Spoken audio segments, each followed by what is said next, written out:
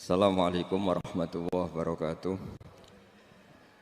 Bismillahirrahmanirrahim. Nahmaduka ya ghafuru ya syakuru. Mashalli wa sallim barik ala sayyidina maulana Muhammadin wa ala alihi wa sahbihi asma'in nama ba'du. Pernah ada orang hartanya itu habis karena ngobati ibunya. Terus datang ke saya, dia sumpek karena hartanya habis ngobati ibunya. Terus dia bilang, Gus, saya ini sekarang sudah miskin karena ibu saya sakit dan harta saya habis untuk ngobati ibu saya. Terus tak guyoni sama saya. Kon kepen pinter apa kepen goblok? Kepen pinter Gus. Ingin pinter apa ingin goblok? Katanya ingin pinter. Kalau ingin pinter bahasanya jangan gitu. Harta kamu itu masih di akhirat karena habis untuk ngobati ibu. Bayangkan kalau habis untuk maksiat itu habis betul. Terus dia mulai syukur. Alhamdulillah Gus. Harta saya habis secara heroik karena untuk mengobati apa ibu. Sudah pinter dia. Akhirnya miskin sampai sekarang ya tetap pede saja karena masih punya tabungan di akhirat. Dan itu saya terinspirasi oleh ilmu juga. Jadi dulu Sayyidah Aisyah itu pernah nyimpan sepotong daging kambing, disimpan untuk dimakan beliau, karena beliau mau iftar ya, mau buka atau apa. Singkat cerita, karena bawaan keluarga Nabi itu sakhok, ada orang minta dikasihkan. Suatu saat akhirnya kan habis, terus Nabi tanya, yang daging tadi di mana? Habis. Terus Nabi cara menjelaskan itu indah sekali. Harta kamu itu baju yang kamu pakai nanti ya rusak, yang kamu makan nanti ya ke WC. Wa tasaddaqta fa abqaita. Memang di semua riwayat itu pakai dhamir mukhatab mudzakkar, meskipun asal-usul riwayat itu untuk Sayyidah Aisyah karena untuk umum. Yang kamu sedekahkan tuh yang masih. Kamu jangan bilang kamu sedekahkan tuh yang habis, yang kamu sedekahkan tuh yang masih. Misalnya saya punya uang 1 miliar misalnya. Terus pernah tak sedekahkan ke fakir miskin atau ke kiai atau ke pondok 100 juta. Itu yang mesti masih, karena kadung di luar kekuasaan kita. Kadung lillahi ta'ala. Justru yang masih itu yang potensi nanti untuk hal-hal yang kurang positif. Semenjak itu orang sedekah itu begitu entengnya karena itu yang masih. Ya tapi tentu sarannya yang tepat ya. Saya sekarang sering kampanye sedekah tepat. Karena misalnya sering saya itu didatangi orang kaya. Sudah dapat gratisan gerutu itu geremeng. Nah ini kita sudah pakai buminya Allah itu gratis, pakai airnya ya gratis, pakai oksigen ya gratis. Kok masih gerutu itu sudah jadi hamba yang nggak benar itu. Dibayangkan kalau kita pakai oksigen bayar, pakai buminya bayar, pakai airnya bayar semua. Kayaknya kita tidak mampu membayar dan kita sama Allah hanya disuruh ikrar, disuruh sujud. Pentingnya ilmu satu bahwa itu akan menjadikan satu perilaku. Misalnya begini ya, dulu itu kiai-kiai Jawa zaman dulu itu berpatokan karena dulu pemerintahan Hindia Belanda, seorang lagi masih pemerintahan Hindia Belanda. Itu dalil yang sering diutarakan itu sebaik-baiknya umara itu yang datang ke ulama, terus sejelek-jeleknya ulama itu yang datang ke umara. Tapi semenjak pemerintahan Indonesia dan kemudian ditandai beberapa tokoh kayak Gus Wahid putra Kiai Hasyim jadi Menteri Agama, ada Gus Wahib putra Kiai Wahab juga jadi Menteri Agama, ada Kiai Fathur Rahman keluarga Mbah Maimun, keluarga Sarang juga pernah jadi Menteri Agama. Kemudian bersamaan dengan itu dibangunlah satu pegangan ilmu. Pegangan ilmu ini penting karena ini yang mengilhami semua orang Islam, terutama ya utamanya ulamanya. Ada seorang ustadz, seorang guru ngaji yang karena melihat rata-rata penguasa itu zalim ya, datang ke Harun Ar-Rasyid. Ini perlu disemak, datang ke Khalifatullah atau Amirul Mukminin Harun Ar-Rasyid. Karena beliau seorang raja tentu terduga lah atau ya umumnya atau gimana lah istilahnya itu ya rata-rata ya agak seenaknya namanya raja, namanya penguasa. Ini dalam pikiran ustadz itu tidak mesti dalam fakta. Kemudian si ustadz itu matur, ya Amirul Mukminin inni nasihun lak famusyaddidun alaika fala tajidanna fi nafsika syai'an. Saya ini mau nasihati Anda, kemudian saya cara nasihati itu keras. Tolong jangan dimasukkan hati. Dia bilang famusyaddidun alaika. Saya nanti kalau nasihati itu keras sekali. Tolong dimaklumi, karena ini penting, karena Anda harus dinasihati secara keras. Tapi sebelum nasihat itu diutarakan, kata Harun Ar-Rasyid, karena beliau Bani Abbas dan beliau orang alim, termasuk muridnya Imam Malik. Kata Harun Ar-Rasyid, uskut, kamu diam Ustaz. Inna Allaha ta'ala arsala man huwa khairun minka ila man huwa syarrun minni. Wa ma'adhalika yakulu Allahu ta'ala faqula lahu qawlal layyinal la'allahu yatadzakkaru aw yakhsha. Jadi ini sekaligus etika dan norma ya bagi semua dai di Indonesia dan semua kita. Wahai Ustadz kamu diam. Allah Ta'ala itu ngutus orang yang lebih baik ketimbang kamu, yaitu Nabi Musa, ke orang yang lebih jelek ketimbang saya, yaitu ke Fir'aun. Itu saja harus pakai etika faqula lahu qawlan layyinan. Kamu harus ngomong yang halus. Jadi intinya ini Harun ar-Rasyid komplain. Kamu itu kalau jadi Ustadz kok ngaji kira-kira gitu. Jadi betapa baiknya orang dulu memahami Quran. Jadi Quran itu dibaca, kemudian kita mungkin baca terus jadi cerita. Mungkin ada yang baca jadi perilaku, ada yang baca kemudian itu mengilhami, membentuk. Nah kira-kira itulah yang membentuk kiai-kiai alim di NU, di beberapa pesantren maupun orang-orang alim di luar NU. Asal apa ya, ngajinya dan bacanya seperti kita, pasti seperti itu. Karena cara berpikir tadi. Sudah, jadi akhirnya si Ustadz tadi keluar dan minta maaf, anta a'lamu minni, ternyata engkau lebih alim ketimbang saya. Jadi kalimat famusyaddidun alika, saya akan keras cara memberi nasihat, itu yang diket, yang dipotong, yang dibatalkan atau yang diralat oleh Khalifatullah Harun ar-Rasyid. Yaitu dikatakan inna wa ta'ala arsala man huwa khairun minka ila man huwa syarrun minni. Yaitu Allah mengutus orang yang lebih baik ketimbang kamu, yaitu Nabi Musa, ke orang yang lebih jelek ketimbang saya, yaitu Fir'aun. Itu pun harus faqula lahu qawlan layyinan. Cara berdakwah harus dengan kata-kata yang halus, yang lembut, yang indah. Dan dengan kata-kata itu diharapkan la'allahu yatadzakkaru aw yakhsha. Semoga yang didakwai menjadi ingat. Sehingga dengan kemampuan ilmiah seperti ini menjadi pegangan bersama bahwa kita sebagai dai atau sebagai tetangga atau sebagai sama-sama warga Indonesia, bawaan kita memang harus faqula lahu qawlan layyinan la'allahu yatadzakkaru aw yakhsha. Kemudian dalam disiplin ilmu yang lain, halus itu tidak kuat. Angin itu ya halus, tapi kalau di manage itu jadi kekuatan yang dahsyat. Begitu juga air dan sebagainya. Sehingga tidak perlu khawatir terus kalau dakwah halus itu tidak punya efek yang signifikan. Tidak juga. Allah Ta'ala itu pengelola angin. Angin itu kekuatannya dahsyat. Sehingga Nabi Sulaiman dikasih kekuatan angin dan bisa terbang kemana-mana. Kemudian sekarang jadi teknologi yang banyak memanfaatkan angin. Mulai rem, mulai apa saja. Sehingga dari cerita saya ini kemudian terus kiai-kiai itu membentuk dakwah termasuk di ekonomi dengan cara yang rileks. Nah cara rileks itu satu tentu dimulai dengan ilmu. Misalnya begini, saya beri contoh. Ketika ada orang melafadzkan kalimat la ilaha illallah, tiada Tuhan selain Allah. Kemudian kalimat ini mungkin kalau orang NU baca itu rutin ya, karena kiainya kelamaan ya yang ikut sambil tidur. Ya. Kalau tahlil itu disebut kiai tertentu itu mesti yang belakang, wah suwi itu kalau kiai itu lama itu. Nah kiainya juga karena jadi lakon ya kan lebih semangat karena pegang mic. Biasanya gitu di NU itu. Kalau khotib mesti semangat karena pegang mic, yang dengerin mesti ngantuk karena monoton gitu. Karena yang mendengerin sudah tahu pasti nyuruh baik meninggalkan yang jelek. Jadi ilmunya sudah disimpulkan dulu. Setiap yang tidur di masjid mesti tak tanya kenapa tidur. Ilmunya ada perkembangan, Gus, nyuruh yang baik meninggalkan yang jelek. Tapi kalau ilmunya agak ada perubahan kan dengar semua pasti nyuruh yang jelek meninggalkan yang baik, karena watak manusia itu agak-agak suka fitnah, itu suka geger. Tapi kalau monoton itu mesti enggak itu. Tapi yang menjadi pegangan kita, saya ulang lagi, itu ilmu dulu. Saya ulang lagi itu ilmu dulu. Saya berkali-kali menyontohkan, kalau ada orang kafir, orang yang tidak bersyahadat 70 tahun, kemudian dia bersyahadat sekali saja di akhir hayatnya. Itu kata Allah, qulil ladzina kafaru iyantahu yughfar lahum ma qad salaf. Katakan ke mereka yang kafir, jika dia mau bersyahadat, itu masa lalunya diampuni semua.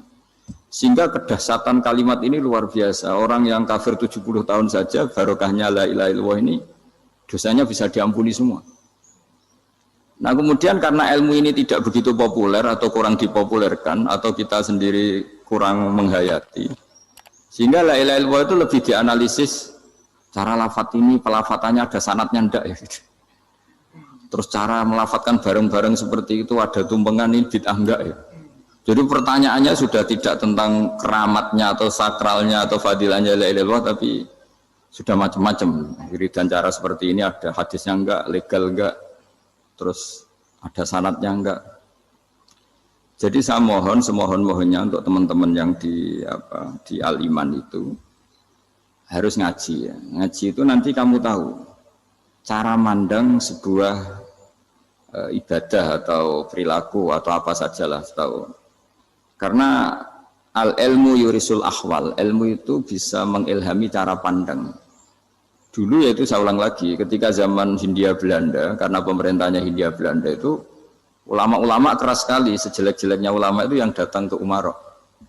Tapi setelah era Mbah Hashim, era sampai Mbah Maimun, itu mereka peduli sama Umarok, sama semuanya sama-sama warga Indonesia yang ingin melihat Indonesia yang lebih baik. Sehingga banyak, ya kakak saya sendiri pernah wakil bupati, terus putra Mbah Maimun wakil gubernur. Ini teman saya Ki Hafid ya bupati. Semenjak itu terus, dan itu nggak lepas dari cara pandang. Yaitu cara pandang diantaranya adalah cerita tentang Nabi Musa yang Allah tetap peduli sama Fir'aun. Sehingga tetap didakwai Nabi siapa? Musa. Dan posisi Musa datang, bukan memanggil. Ya, cuma sampai sekarang tuh belum pernah ke kantor bupatinya Pak Hafid. Karena kadang-kadang orang terus curiga mengajukan proposal, jadi agak repot. Ketemu bupati itu sialnya kiai kan mesti pikirannya orang bupati ini nyangoni, kiai ini disangoni itu. Itu terus kayak kita fakir miskin itu. Jadi makanya saya itu belum pernah datang. Tapi alhamdulillah karena beliau berambisi menjadi wa khairul umara mayatuna babal ulama. Jadi datang tapi sangat ambisius ingin mengalahkan ulama karena dia kalau datang statusnya lebih tinggi. Ya tidak apa-apa ini tawaduk tapi niatnya agak begitu tawaduk.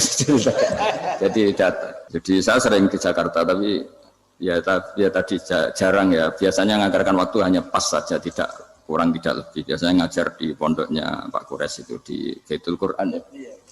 Hanya ngajar santri-santri itu. Nah, jadi pemahaman Quran dulu itu kata Imam Ghazali itu membaca Quran itu membaca, bukan bercerita.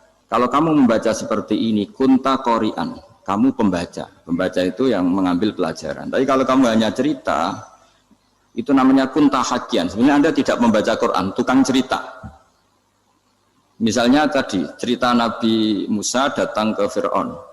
Itu kalau kamu hanya cerita, wah dulu itu ada orang namanya Fir'aun, didakwai Nabi yang namanya Musa.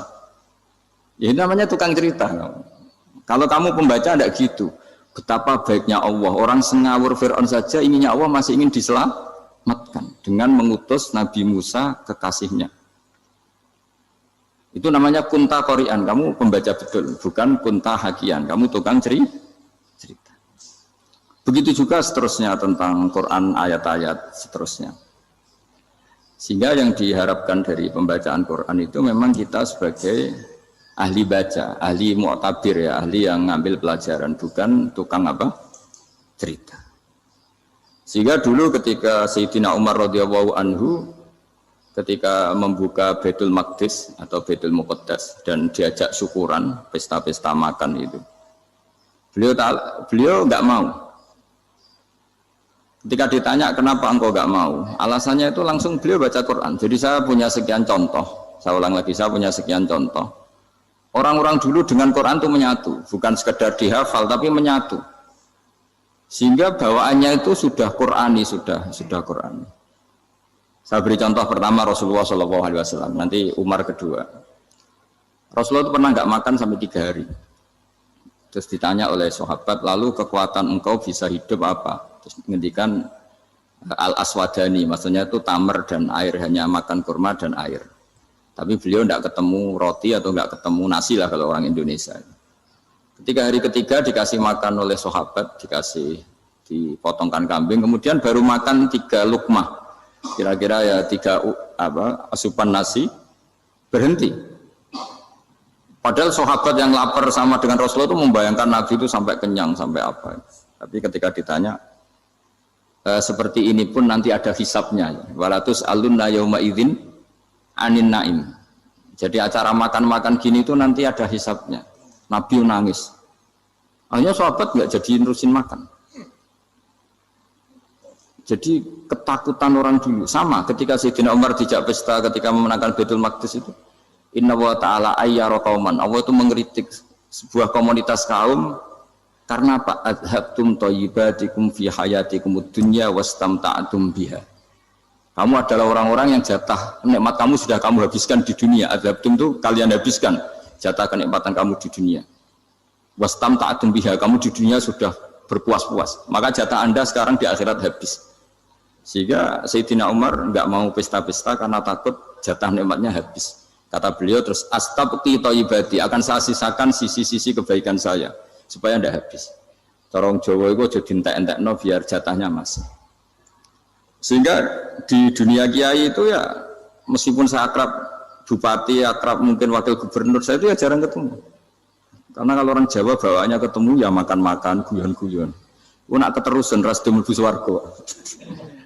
Makanya saya pastikan Pak Yusuf Mansur ke sini tidak akan saya jamin, biar aja, biar jatahnya masih. Jadi ini bukan karena saya biar jatahnya masih. Ya, jadi itu ilmunya kiai.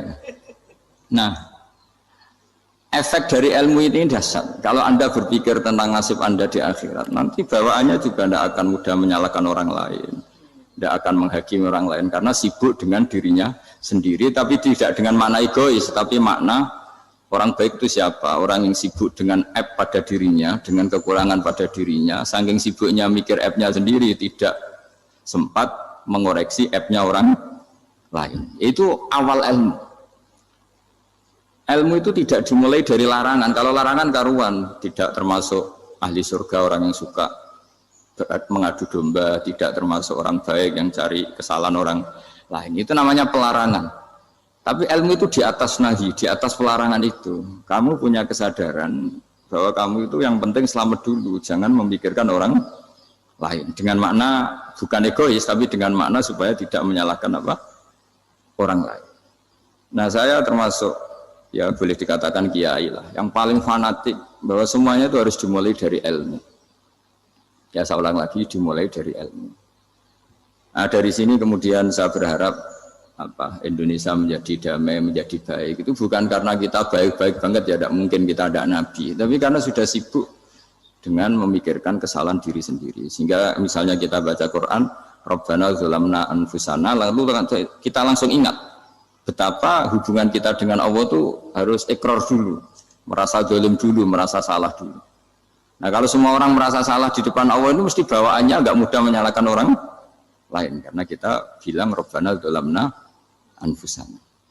Nah, itulah ilmu-ilmu yang mungkin banyak pembaca Quran tapi hanya baca, atau kalau baca ini tok disebut al-haqi, ahli cerita.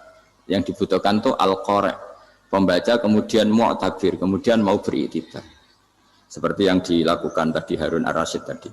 Inna wa ta'ala arsala man huwa khairun minka ila man huwa syarrun minni.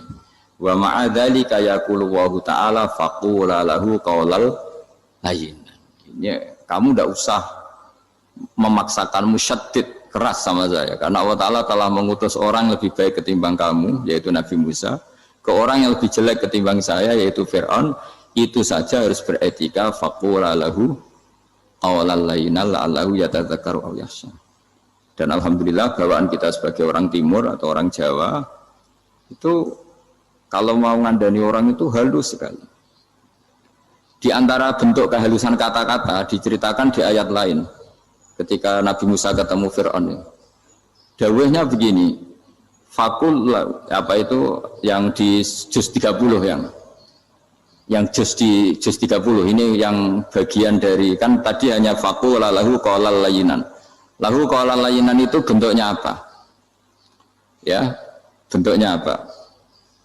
Itu Nabi Musa disuruh ngendikan sama Fir'aun. Apakah kamu mau saya nasihati? Fakul halaka ila antazakka.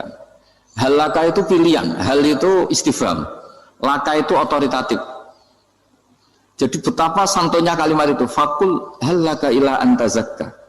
Jadi kalau dimaknani model Pak Hafid, model saya ngaji di sarang itu, halaka onoto iku kedue sira, berhak bagi kamu, berhak bagi Anda, apakah Anda berhak loh mendapat nasihat supaya Anda jadi orang yang lebih baik. Halaka ila antazakka. Jadi tidak kalimat perintah, tapi kalimat pilihan. Apa engkau mau saya beri nasihat?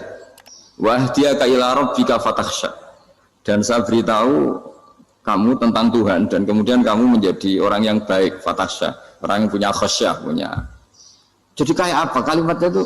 Napa jenengan kerso? Itu kalau orang Jogja, orang-orang daerah-daerah yang berada.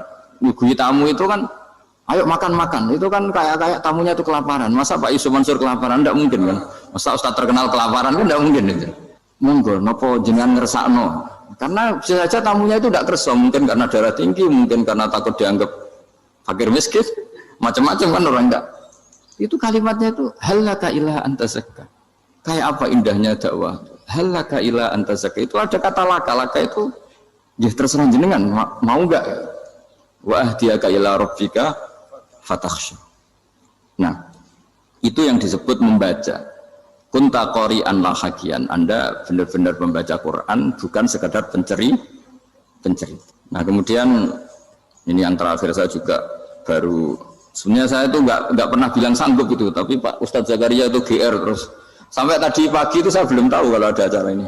Ya karena saya kiai, jadi kalau kiai itu kan ingatnya sama Allah aja, kalau sama manusia itu rontok-rontok lali gitu. Itu bukan memaksa, ya memang lupa. Sejauh mana sih pentingnya manusia kan tidak penting cara ilmu tasawuf itu. Tapi karena ini titipan Rasulullah SAW terus menjadi penting kan. Dititipi umat kayak jenengan itu yang ya sudah ngaji ngatur kiai ribet itu.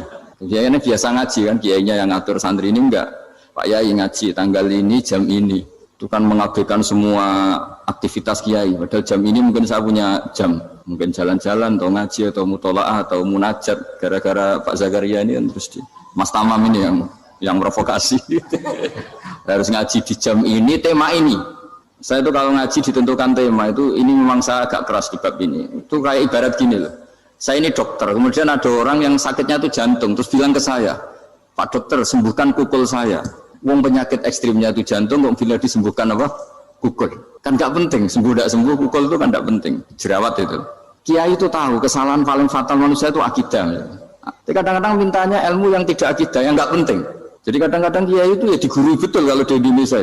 Misalnya ini tidak nyindir loh, memang marah betul loh kalau di bab-bab seperti ini. Tapi ini biar jadi ilmu masif, ilmu yang general.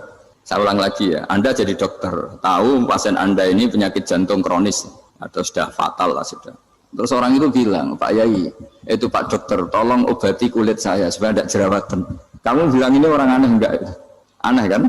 Nah kiai juga gitu. Saya sering itu ada orang mau haji gitu, Gus doain saya jadi haji mabrur. Pernah belajar haji Pak? Dereng Mas. Mungkin enggak orang belum belajar nyupir terus kemudian minta didoain, Gus saya mau nyupir doain selamat. Nyupir aja enggak bisa kok minta doa selamat. Harusnya urutannya kan belajar dulu baru minta doa. Tapi kali ini aliman bener ngajaknya akidah dulu, ahli sunnah. Nah itu bener karena akidah itu hal yang prinsip memang harus. Kalau kebetulan enggak bener taruh visi betul. Untungnya kok temanya bener. Jadi saya mohon ke seluruh orang-orang yang mau ngaji ke kiai itu tema itu biar yang milih kiai supaya tahu prioritas yang harus benahin. Jangan tema yang milih, jangan-jangan tema yang kita pilih itu tidak mendesak atau tidak penting. Ini bukan apa-apa, ini saking ingin baik saya ya, keinginan baik saya supaya dulu zaman sahabat ya gitu. Kalau ada pertanyaan salah sama Nabi dibenerin, cuma Nabi terlalu bijak, cara benerin tuh enak. Kalau saya karena tidak Nabi saja ya agak-agak kasar kan, kalau tidak Nabi tidak wajib bener terus, yang wajib bener terus itu Nabi. Saya beri contoh, ya. Nabi itu ngendikan tentang kiamat, kiamat itu dahsyat, mengerikan gini-gini. Kalau pikirannya orang kampung itu begini, Nabi ini aneh. Cerita kiamat dahsyat tapi nggak ada tanggalnya, nggak ada tahunnya, harusnya ada dong biar kita bisa persiapan. Sehingga Nabi disomasi di tengah-tengah khutbah itu, ya Rasulullah mata sa'ah. Nah, karena ini orang Bedui, Nabi nggak dengerin, diulang lagi. Mata sa'ah ya Rasulullah. Ketika Nabi mengabaikan itu ada dua kelompok sahabat, yang satu bilang lam yasma, Nabi tidak dengar sehingga mengabaikan. Yang kedua bilang sami'a wa kariha, Nabi sebenarnya mendengar tapi tidak berkenan. Tapi diulang lagi ketiganya, ya Rasulullah mata sa'ah. Akhirnya Nabi jawab, mau tidak mau, karena kalau enggak ya namanya orang Bedui ngomong terus. Nabi balik tanya, ya karena cara berpikir dia kalau kiamat itu jelas kapannya kan bisa persiapan itu. Paling enggak pas mau kiamat terus pas ngaji Quran, apa kan bisa persiapan itu. Akhirnya Nabi balik tanya, ma'at tatalaha, Kalau kamu berani tanya kiamat, lalu persiapan kamu apa? Ya, terus orang itu bilang masyhur itu, ma'adatullah kabira sholatin wala siyamin wala kadza wa kadza walakinni uhibbuka. Saya sebenarnya tidak punya persiapan ya Rasulullah, cuma persiapan banyak puasa ya enggak, banyak sholat enggak, tapi saya mencintai engkau. Masyhur itu jadi hadis paling legenda, almar'u ma'aman ahabba. Sebagian disebut anta ma'aman ahbabta. Ini kata semua sahabat yang di masjid. Si Bedui ini orang paling dibenci sahabat karena mengganggu Nabi saat khutbah. Tapi akhirnya ini menjadi orang paling dicintai sahabat karena barokahnya itu hadis itu keluar secara terbuka. Almar'u ma'aman ahabba. Sebagian riwayat yuhsyarul mar'u ma'aman ahabba. Nanti orang akan sowan sama Allah bersama orang yang mereka cintai. Itu sahabat-sahabat fama farihu ba'dal Islam farahahum biadal hadis. Mereka tidak pernah senang setelah masuk Islam sesenang hadis ini. Karena kita tidak perlu soleh-soleh banget, cukup menyintai orang apa? Soleh gitu. Makanya saya sekali bilang itu ya, kadang-kadang saya jadi orang alim itu ya rugi. Ruginya tadi. Misalnya untuk menjadi orang alim kan harus hafal Quran, ngaji Bukhari, Muslim, Ikhya. Ternyata pengumuman kedua orang nggak bisa apa-apa. Gelombang kedua, para pecinta. Waduh, itu kan repot ya. Jadi kita yang jadi orang alim susahnya bukan main. Ternyata disaingi pengumuman kedua. Dan para pecintanya, wah itu kan akhirnya ketemu orang-orang nggak jelas tadi. Nah itu ya termasuk farah dalam Islam, farhatul aibin. Jadi senang itu di Islam itu ibadah. Ya qul bi fadlillah wa bi rahmati fa bidzalika falyafrahu. Senang itu diperintahkan Allah. Saya itu sering di kamar, kadang itu nyun sewu kayak gatelan gitu, apa itu. Ya agak kukur-kukur terus merengut saja malu. Malu saya itu dilihat Allah kok kayak agak ridho itu malu. Ya kayak tadi lah, kamu dikasih rumah gratis, kemudian pas yang ngasih datang kamu kelihatan cemberut, itu yang ngasih kan mangkel. Jadi dikasih gratis masih cemberut. Sama hubungan kita dengan Allah itu semuanya dikasih gratis. Makanya tabassum, senyum itu ibadah. Kita yang nekuni ilmu hadis. Betapa hebatnya Nabi ngendikan, kalau kamu tidak bisa ibadah yang berat-berat, cukup ibadah senyum. Kadang ngendikan tol kau tiwajin, kamu cukup berwajah yang indah, yang menyenangkan. Tabassum, senyum. Kalau kamu tidak bisa membalas jasanya orang yang ngasih, minimal kamu senyum, minimal kamu kelihatan senang. Gitu. Makanya senang itu sudah ibadah. Dan sekarang orang untuk senang saja susah. Karena bawaannya nuntut orang lain supaya kayak keinginan dia, bawaannya nuntut, ya ribet. Kalau gitu ya ribet. Makanya saya bilang al ilmu yurisul ahwal. Ilmu itu diperkuat. Nanti yurisul ahwal. Ilmu itu akan membentuk Anda. Dulu beberapa raja itu ya mau luhur karena jadi raja. Punya apa saja. Tapi punya penasihat ulama. Itu nasihat itu sederhana. Ada seorang raja tanya ke kiai, gimana dengan semua kerajaan saya? Wah, padahal dia punya apa saja. Jenengan miskin sekali. Itu kerajaan seluas ini. Kok bisa aja? Terus ditanya sama si ulama tadi. Andaikan Anda di padang pasir, kemudian kalau tidak minum segelas air itu mati. Apakah Anda akan membeli segelas air ini dengan semua kerajaan Anda? Oh iya, pasti apapun saya lakukan untuk mendapat satu gelas air. Terus la tafrah bimulkin la yusawi syarbatamain. Kamu jangan bangga dengan kerajaan yang nilainya itu enggak sebanding dengan segelas apa? Air. Akhirnya raja itu mikir, saya tidak jadi raja bisa hidup. Tapi kalau nggak minum air, mati. Berarti penting satu gelas air. Akhirnya lama-kelamaan ini anggap kerajaan itu biasa. Ternyata nggak sepenting segelas air. Ya seperti kita lah, misalnya orang nggak punya alpat itu tidak malu. Tapi kalau nggak punya celana itu malu. Kamu mau punya alpat tapi nggak punya celana? Kan nggak mau. Yaitu ilmu. Ilmu itu yurisul ahwal. Ilmu akan melahirkan satu perilaku. Jadi kalau ilmu Anda mantap, pasti syukurnya juga mantap. Gitu. Ya makanya saya termasuk kiai yang selalu mendorong pentingnya ilmu. Bahkan kata Sufyan Ats-Tsauri ngendikan saking pentingnya ilmu ada kata fa'lam annahu la ilaha illallah. Dimulai kata fa'lam. Dan saking pentingnya ilmu itu setiap nabi itu status permanennya itu hanya satu, mengajar. Rabbana wab'ats fihim rasulam minhum yatlu 'alaihim ayatik, membacakan ayat-ayat Allah sampai wa yu'allimuhumul kitab, mengajarkan kitab wal hikmah. Bahkan Allah sendiri wasofa dzatahul aliyah bi annahu al-muallim. Yaitu Allah ngendikan Ar-Rahmanu 'allamal Qur'an. Jadi betapa hebatnya pengajar. Allah sendiri mensifati dirinya itu Ar-Rahmanu 'allamal Qur'an. Allah itu Maha Rahman yang mengajarkan Quran. Di surat Iqra juga disebutkan Iqra wa rabbukal akram alladzi 'allama bil qalam. Jadi Allah mensifati dirinya sebagai pengajar. Kayak apa pentingnya mengajar? Karena al-ilmu yurisul ahwal. Ilmu ini melahirkan satu sikap. Pernah ada orang hartanya itu habis karena ngobati ibunya. Terus datang ke saya, dia sumpek karena hartanya habis ngobati ibunya. Terus dia bilang, Gus, saya ini sekarang sudah miskin karena ibu saya sakit dan harta saya habis untuk ngobati ibu saya. Terus tak guyoni sama saya. Kon kepen pinter apa kepen goblok? Kepen pinter Gus. Ingin pinter apa ingin goblok? Katanya ingin pinter. Kalau ingin pinter bahasanya jangan gitu. Harta kamu itu masih di akhirat karena habis untuk ngobati ibu. Bayangkan kalau habis untuk maksiat itu habis betul. Terus dia mulai syukur. Alhamdulillah Gus. Harta saya habis secara heroik karena untuk mengobati apa ibu. Sudah pinter dia. Akhirnya miskin sampai sekarang ya tetap pede saja karena masih punya tabungan di akhirat. Dan itu saya terinspirasi oleh ilmu juga. Jadi dulu Sayyidah Aisyah itu pernah nyimpan sepotong daging kambing. Disimpan untuk dimakan beliau. Karena beliau mau iftar ya, mau buka atau apa. Singkat cerita, karena bawaan keluarga Nabi itu sakhok, ada orang minta dikasihkan. Suatu saat akhirnya kan habis, terus Nabi tanya, yang daging tadi di mana? Habis. Terus Nabi cara menjelaskan itu indah sekali. Harta kamu itu baju yang kamu pakai, nanti ya rusak. Yang kamu makan, nanti ya ke WC. Wa tasaddaqta fa abqaita. Memang di semua riwayat itu pakai dhamir mukhatab mudzakkar. Meskipun asal-usul riwayat itu untuk Sayyidah Aisyah. Karena untuk umum.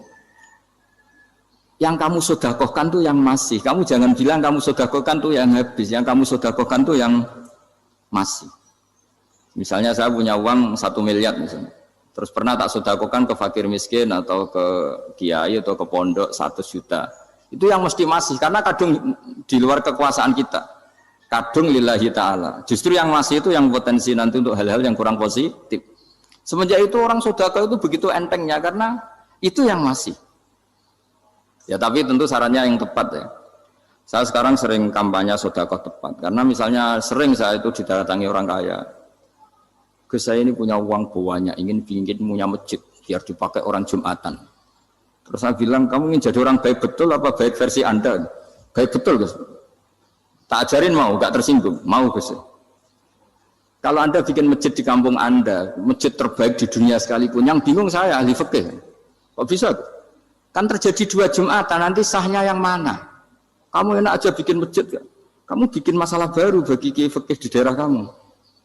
Belum nanti orang terus migrasi ke masjid Anda karena lebih baik, koriknya lebih baik. Kamu membunuh masjid yang lebih tua, itu nggak sopan sekali, masjid itu sudah lebih tua kamu. Akhirnya mikir. Enggak usah Gus kalau gitu, sedekah apa saja yang penting perintah dengan gimana. Ya sih.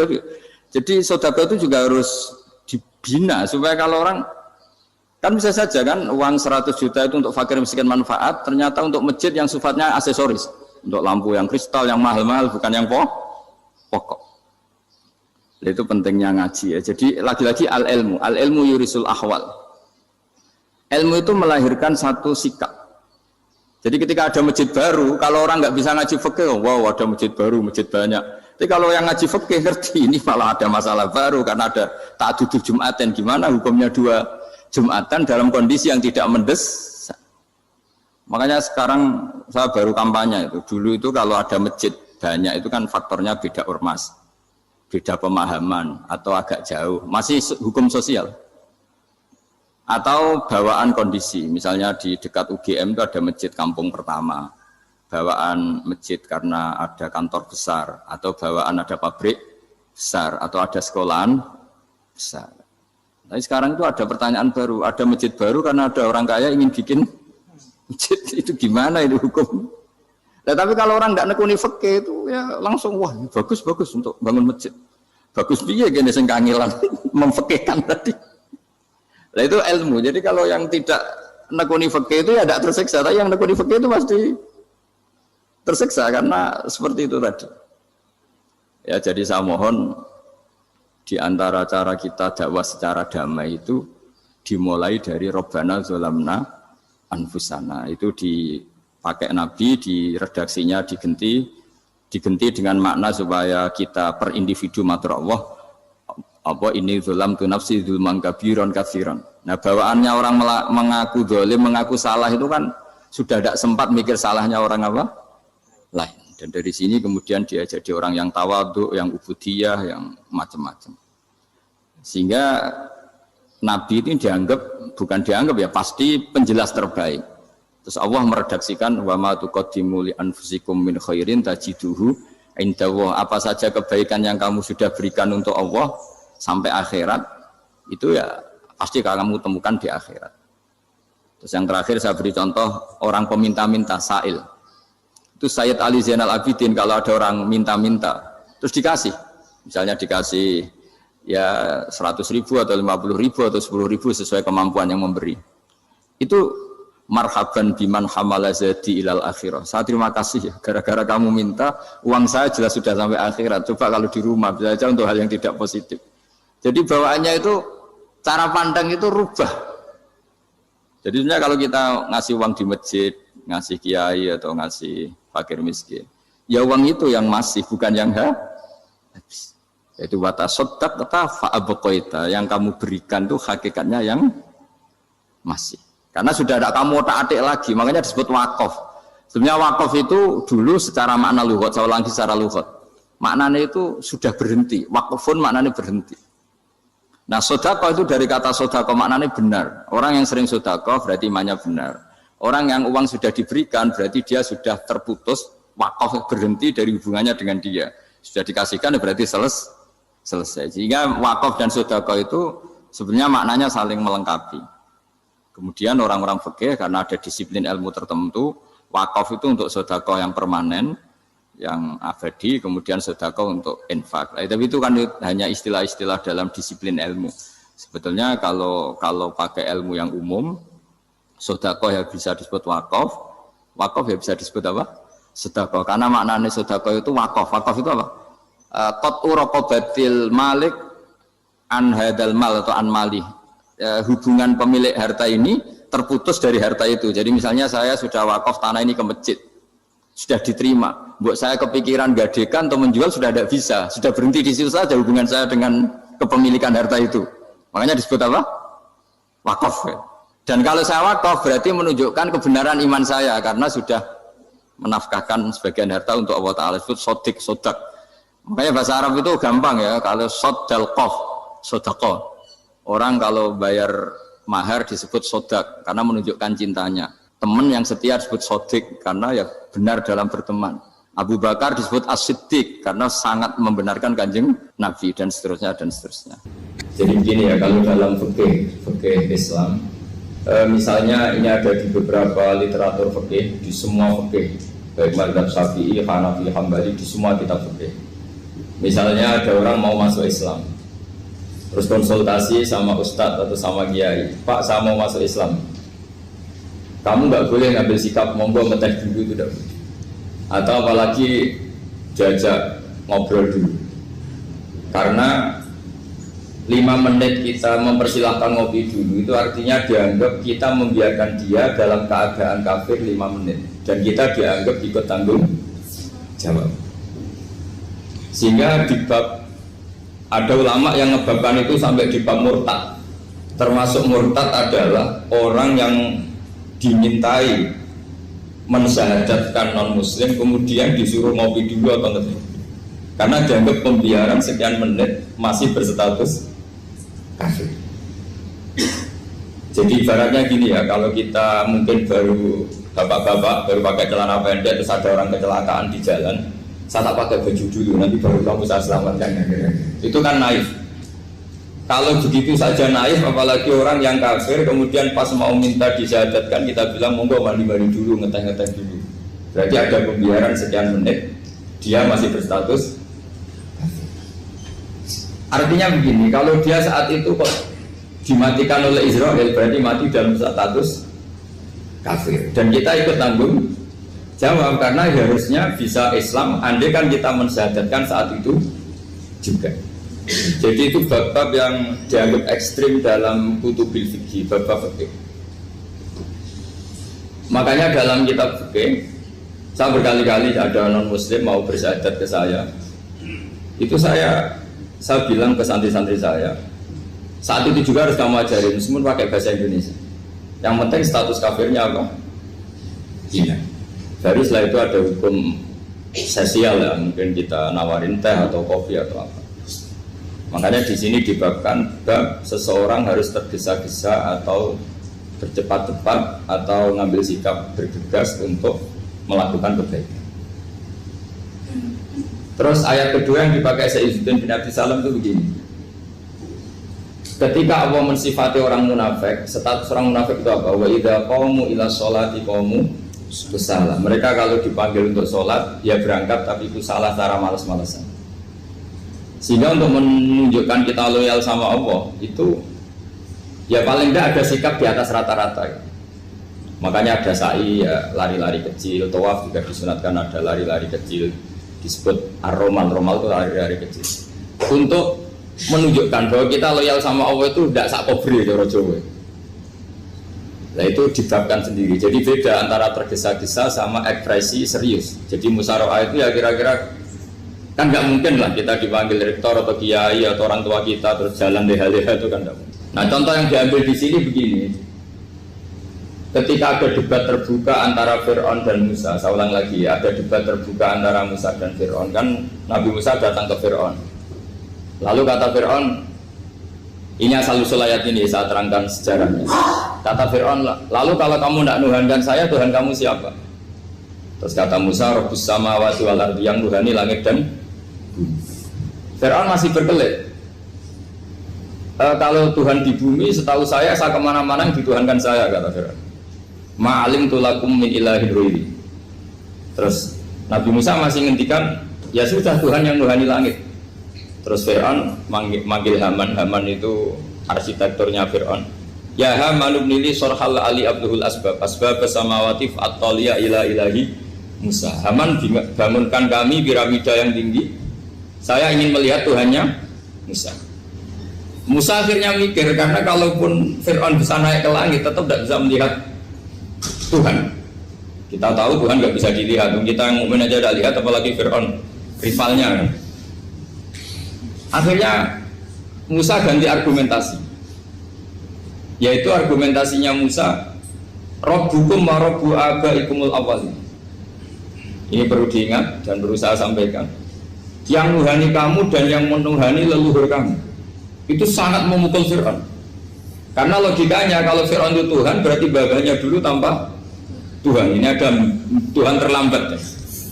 Jadi kalau Fir'aun Tuhan, berarti bahnya tanpa Tuhan, karena zaman era mbahnya belum ada Tuhan. Karena perdebatan itu banyak penggawa Fir'aun yang mukmin. Wah ini Fir'aun nggak bener ini. Kalau dia Tuhan berarti babanya tambah. Karena kalau iman itu akan diadili, akan dieksekusi, maka orang ini berstatus rojulum mukminum min ali Fir'aun yaktum imanah. Maka di Quran diterangkan wa qala rojulum mukminum min ali Fir'aun yaktum imanah. Ada seseorang yang iman tapi menyembunyikan iman. Lah orang ini selalu ikut rapat di rapat-rapat penting Fir'aun, termasuk rapat ketika Fir'aun dan para tentaranya memutuskan membunuh Musa. Karena dia ikut rapat dan eksekutornya besok disuruh menangkap Musa, orang ini malam itu juga nemuin Musa terus bilang innal mal ayat tabiru nabikal yaqtulu ka Musa. Rapat tadi malam memutuskan kamu besok dibunuh, maka kamu harus bergegas meninggalkan Mesir. Nah, dari kesimpulan itu, dari cerita itu kemudian diambil cara hukum fikih bahwa untuk menyelamatkan darah harus jasa, harus bergegas. Andai kan Musa itu kok sak kobre, sak sempate, maka keburu. Andai kan ini rojul ini tadi, orang tadi penasihat tadi kok sak kobre ya, maka berarti Musa terlanjur tertang. Jadi itu pentingnya ulama ya. Jadi cerita yang linier, cerita yang seakan-akan cerita di tangan ulama tetap menjadi al-ahkam al-fiqhiyah, menjadi ketentuan-ketentuan apa? Fikih. Jadi yang diambil di sini adalah lelaki tadi yang ikut rapat jadi bergegas menemui Musa, memberitahu kalau kamu besok mau dieksekusi, fakrus, maka kamu harus secepatnya keluar dari Mesir untuk menyelamatkan diri. Terus oleh Sayyidina bin Abi Salam dibabkan bab harus tergesa-gesa menyelamatkan darahnya orang apa? Islam. Jadi ini penting saya sampaikan. Jadi al-qasas ya, semua cerita di Quran itu tidak sebagai cerita, karena Quran tidak ingin melahirkan pendongeng, tapi harus menjadi ibrah, menjadi teladan. Jadi makanya terus di kitab-kitab ulumul Quran diterangkan al-qasas ya, beberapa cerita di Quran adalah semuanya menjadi ketentuan fikih.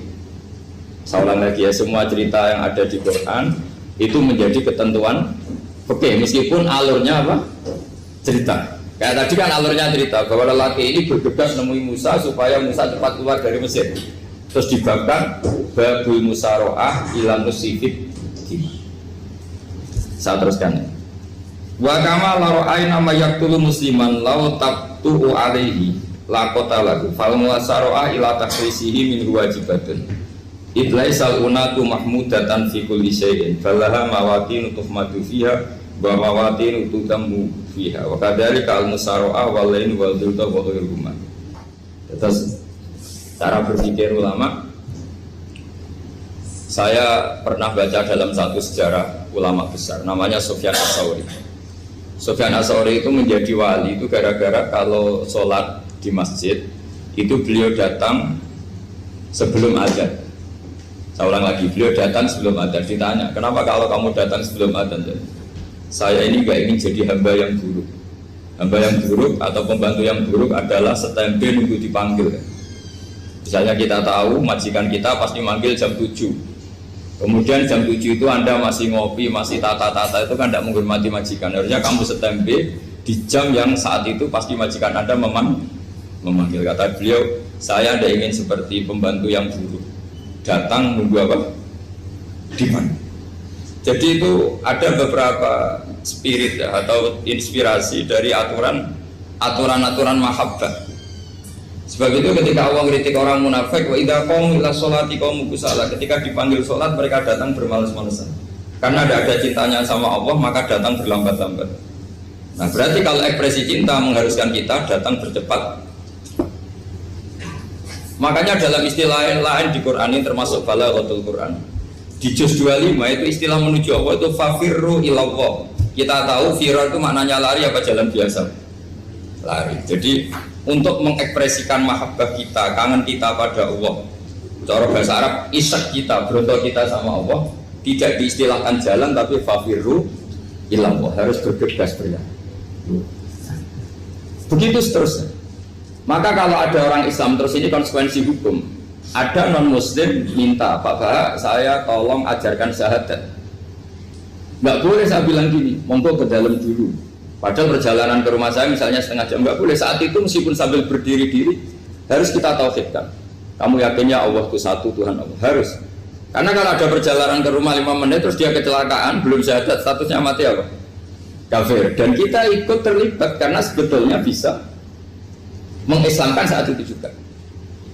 Analoginya kayak tadi lah. Orang kecelakaan di jalan karena kita pakai celana pendek, contoh Suriah nih, saya tak pakai baju dulu. Habis itu dilides truk. Itu kan kita ikut salah karena kita yang punya kesempatan. Tentu yang disalahkan yang punya kesempatan. Karena merubah status dari potensi kelides truk menjadi sama sekali gak potensi kelides truk dengan kita inggirkan, meskipun kita dalam keadaan tidak ideal. Sama. Orang kafir yang mau masuk Islam itu umumnya kiai-kiai kan kadang sebagian disuruh mandi dulu, itu salah sebetulnya. Itu salah sekali. Sangat salah. Apalagi nunggu seremonial di masjid, nunggal tokoh-tokoh itu bujutnya salah. Itu gak cuma salah, bujutnya salah. Jadi salah yang akut. Itu salah besar.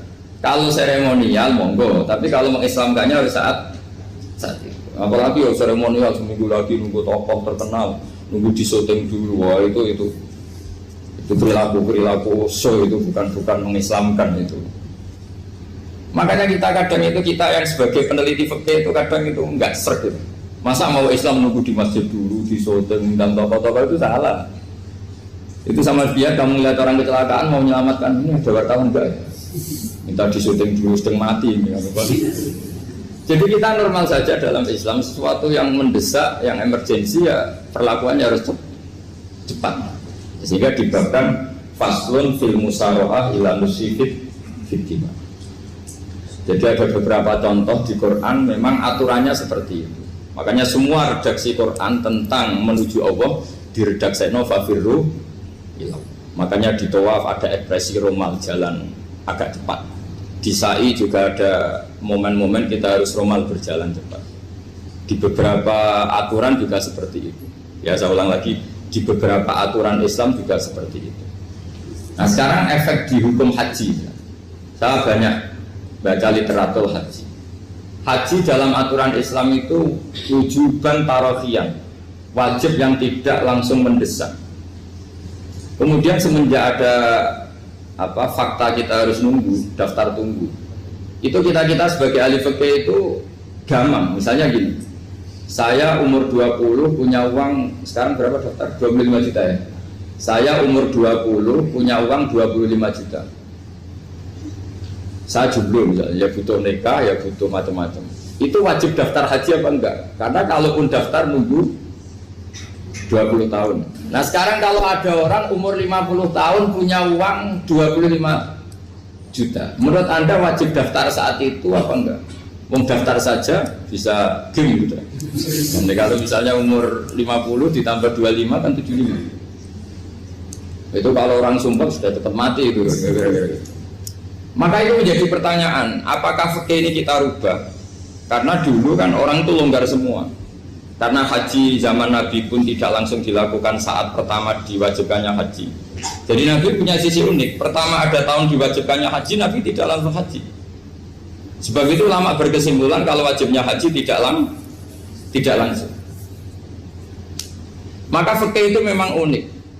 Sholat juga gitu. Ada istilah begini dalam sholat. Watajibu sholat ala kulli muslimin wujuban muwassa'an. Di semua kitab fikih takbirnya seperti itu redaksinya. Wajib sholat dilakukan orang Islam wujuban muwassa'an, wajib yang ada longgarnya.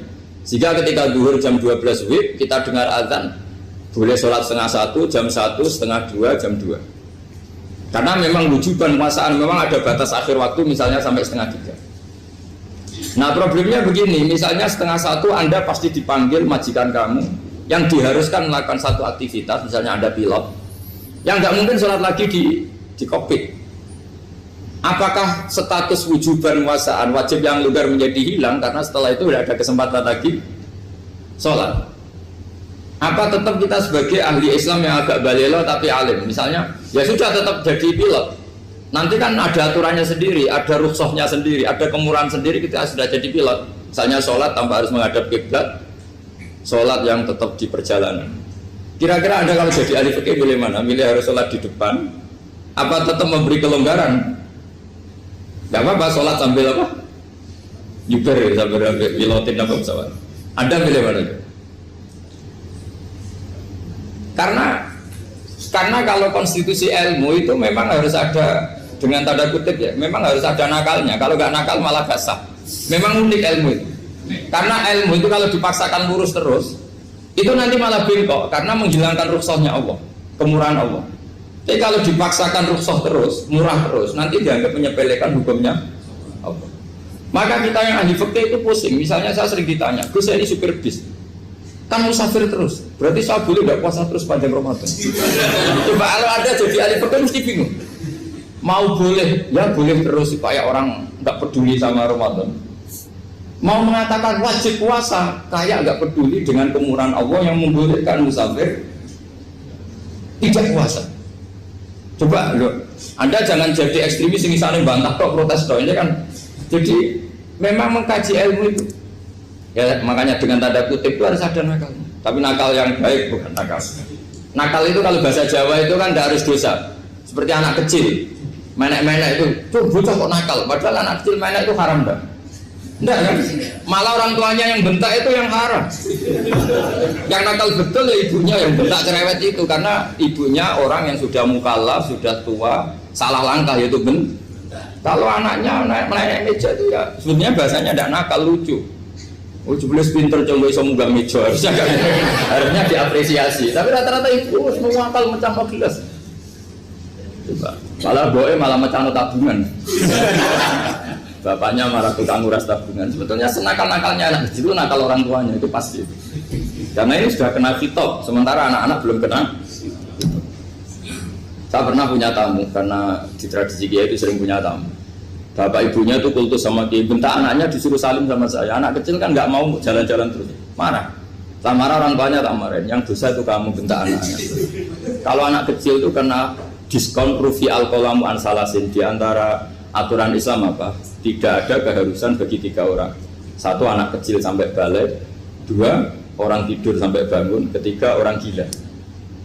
Artinya anak kamu itu tidak kena khitab untuk sopan sama saya. Kamu yang kena khitab baru sopan sama anak-anak. Nah ini ada Jawa itu kadang keliru. Jadi orang tua itu marah-marah memaksakan anaknya sopan. Padahal Allah memberi diskon anak kecil itu belum wajib sopan. Gak apa-apa ada tamu naik-naik itu. Asal masih anak kecil. Makanya Rasulullah ketika beliau sholat sujud itu Hasan Husain itu naik. Cara Jawa Nabi itu 3 tumpahan. Semua riwayat mengatakan Nabi itu diam saja, gak berani ngangkat. Sampai sahabat itu ada yang ngomong, ini Nabi sujud lama sekali ada apa? Jadi kita punya riwayat itu ya baru kayak sahabat yang agak nakal. Semuanya itu sujud, tapi bareng di atas rata-rata ada sahabat yang belakang ngomong, ada apa tuh ini sujudnya kok lama? Barokahnya itu ditemukan riwayat, oh ono putune. Karena Hasan itu naik di atas punggungnya apa? Nabi itu andai kan tidak ada yang ngomong, riwayat ini tidak ditemukan. Barokahnya ada yang mongok itu mungkin kalau sekarang mungkin semua masjid mongok karena orang sekarang jarang yang khusyuk. Kalau dulu hanya 1 yang di belakang. Setelah itu Nabi memberi penjelasan, saya tadi sebetulnya harus mengakhiri sujud saya sesuai aturan umum, tapi ada cucu saya tak biarkan sampai dia puas naik punggung saya sehingga dia turun baru saya naik. Filosofinya apa? Begini, anak kecil 1 tidak kena khitab, 2 jangan sampai sholat itu jadi problem. Kalau Nabi nyentak Hasan membentak, putu mau bayar sholat kok diganggu, maka sholat menjadi trauma. Gara-gara sholat bahasa bentak saya. Lama-lama anak ini trauma dengan sholat karena dianggap problem. Makanya saya termasuk kiai nggak berpendapat anak kecil nggak boleh di masjid. Sering kan anak kecil di masjid wajah khutbah rame. Saya termasuk setuju tetap boleh. Kalau dibentak di masjid maka dia trauma dengan masjid. Bangsa ke masjid dibentak. Lagi pula kadang-kadang orang tuh gaya-gayaan dok. Wah rame orang khutbah rame nih. Padahal kalau nggak diramein anak-anak malah dia tidur. Kita kan tidak bisa menjamin kalau perilaku kita lebih baik gitu. Mendingan kan anak-anak main di masjid dibanding di karaoke kan. Jadi kan, lah ini maksudnya saya, ini fikih ya. Fikih itu wilayahnya, makanya jadi ahli fikih itu susah-susah gampang. Jadi kan jangan hanya berpikir protes dengan ketentuan fikih, mengkaji yang sebanyak-banyaknya itu tadi. Misalnya Anda seorang supir permanen, supir bis terutama. Kalau truk kan bisa lihat-lihat, kalau bis kan apa ada deadline-nya ya waktu seperti bis jurusan Surabaya Semarang. Saya kan sering naik bis jurusan Surabaya Semarang. Kadang-kadang supirnya melihat saya tanya, Gus saya ini supir, saya ini Ramadan itu gimana ini? Ya saya sudah ngerti setengah nakal dan senengnya dijawab rasa poso ya saya tahu. Tapi masalahnya secara fikih kalau kamu menghargai kamu harus puasa terus. Kamu melanggar konstitusi ilmu. Memang musafir punya diskon? Boleh. Tidak puasa. Pertanyaannya, bayarnya kapan? Mau Syawal ya nyupir lagi, Zulhijjah ya nyupir lagi, nanti sampai Ramadan ya. Nah terus, ya pas kamu cuti, biasanya cutinya pas sakit, boleh diskon lagi karena sakit. Coba. Nah, andai kan ada jadi ahli fikih milih zaman. Lu kalau orangnya soleh terus kayak ustadz-ustadz di sini kayak dosen UI kan, masa dosen UI Universitas Islam nggak Islami kan nggak mungkin. Mungkin memilih poso kan. Masalahnya ini kan hukum untuk orang kebanyakan, nggak boleh hukum musuh gak kuat. Sahur jam 3:30 ngambil vitamin pokoknya harus kuat. Itu tidak hukum, itu saran. Hukum itu beda dengan saran. Hukum itu hanya berpijak musafir itu boleh stop.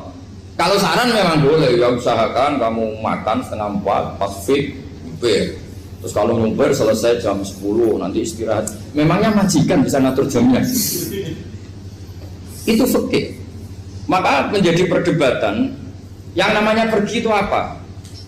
Menurut Imam Syafi'i pergi itu ya dari rumahnya ke tempat yang asing yang tidak wilayahnya namanya pergi. Menurut Imam Ahmad bin Hanbal enggak. Pergi itu tidak kerja. Jadi orang yang supir yang seperti itu namanya tidak pergi tapi kerja. Tanyakan ke publik, misalnya jenengan ke UI, istri kamu atau suami kamu ditanya, istri kamu kemana? Kira-kira jawabnya bilang pergi jalan-jalan apa bilang kerja? Kerja. Makanya kata Imam Ahmad bin Hanbal, mudi musafar atau orang yang berprofesi, yang profesinya memang harus pergi kayak traveling atau supir, maka itu namanya tidak pergi, namanya itu kerja.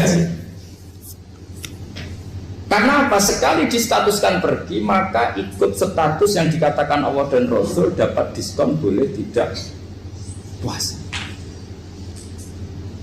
Maka terus kita debat tentang definisi. Nah, definisi ini penting karena yang menjadikan hukum rubah itu definisi. Misalnya gini, Mbak ini ngaji saya. Statusnya kalau pakai status saya ajnabi, orang lain Bapak ajnabiyah, maka hukumnya saya melihat Bapak ini haram karena statusnya ajnabi melihat ajnabiyah yang tidak mahram. Tapi kalau di fikih itu ada statusnya. Antara lelaki boleh muwajahah sama perempuan adalah satu untuk belajar, dua untuk muamalah, tiga untuk kesaksian, empat untuk pengobatan. Itu kan ada pengecualian-pengecualian. Sehingga statusnya sekarang, Mbak itu belajar, apa ingin melihat Gus Bah atau Gus Bah itu mengajar atau ingin melihat itu statusnya bisa rubah. Makanya kalau sebetulnya kalau kita marung di warung misalnya Padang, kita nggak pilah-pilah, kebetulan pelayannya perempuan itu masih bisa dipilah secara fikih. Saya muamalah marung, cuma kebetulan penjaganya. Tapi masalahnya Pak ini punya daftar penjaga yang cantik, masalah. Maka pertanyaannya itu marung ke situ demi marung, apa demi melihat? Tidak jawab saja. Demi marung apa demi melihat? Kalau demi marung sepakatnya penjaga yang sangar-sangar juga banyak. Akhirnya kalau demi makan, penjaga yang cowok kan banyak. Kalau demi melihat, berarti yang dihitung kan niatnya. Berarti karena muamalah apa karena melihat? Melihat. Itu status. Jadi makanya kalau mudi musafar itu namanya orang pergi atau orang kerja? Orang kerja. Maka menurut pikirannya Imam Ahmad bin Hanbal seperti itu harus puasa. Karena dia adalah pekerja, bukan musafir. Lalu dalam masalah jumlah 3 hari misalnya. Kalau dalam fikih kita, nggak saya kenapa ngomong fikih terus ya, karena banyak yang melupakan fikih. Jenengan pergi haji, zaman Nabi haji itu jamak dan qashar terus. Padahal hajinya Nabi itu, haji itu minimal kan berapa hari minimal itu? 9, 10, 11, 12. Sebenarnya haji itu minimal hanya 4 hari. Karena 13 Dzulhijjah bisa nafar apa? Awal. Kalau nafar awal berarti nggak ada kewajiban nafar sani. Berarti yang wajib betul kan 9, tanggal 9 wukuf di Arafah, terus 10 biasanya ifadah sama balang jumroh apa? Akobah, terus 11, 12 itu kan sudah boleh cabut karena apa? Nafar apa? Awal. Berarti nggak usah nafar apa? Sani. Berarti hanya berapa? 4. Tapi Nabi haji di Mekah Madinah itu sampai 40 hari karena perjalanan. Pertanyaannya, ketika Nabi menjamak dan mengqashar itu cara Imam Syafi'i lis safar. Karena Nabi orang Madinah datang ke Mekah dengan jarak 460 kilo, maka Nabi boleh jamak dan qashar. Jadi pikiran Imam Syafi'i, jamaknya Nabi itu lis safar karena pergi. Cara pikiran Imam Malik enggak, jawabnya Nabi itu lin nusuk. Nabi menjamak sholat itu karena melakukan ibadah haji. Efeknya adalah orang Mekah kalau haji itu cara Imam Malik meskipun jaraknya dekat boleh apa? Boleh apa? Qashar, boleh jamak qashar. Lalu terus ada pertanyaan fikih lagi. Lalu jamak qashar itu karena pergi apa karena masyaqqah? Karena repot. Coba kalau sampai kira-kira jawab. Misalnya kita orang kaya bawa uang 1 miliar naiknya Alphard, ada supirnya, ada ajudannya, pergi di jarak 100 kilo. Masyarakatnya kan tidak ada sama sekali, apalagi di tol kebetulan nggak macet. Kira-kira boleh jamak nggak? Boleh Gus karena pergi, tapi kan nggak ada repotnya sama sekali. Dibanding misalnya yang ngebis bawa beras 1 kintal gitu, udah gitu suruhan orang lagi kan pusing. Maka fikih ini untuk memberi hukum itu kalau fikih itu menstatuskan dulu. Ini orang boleh jamak itu karena masyaqqah apa karena safar. Lalu kalau setelah karena safar itu karena jaraknya apa tingkat masyaqqahnya. Kalau karena jaraknya ya tidak juga.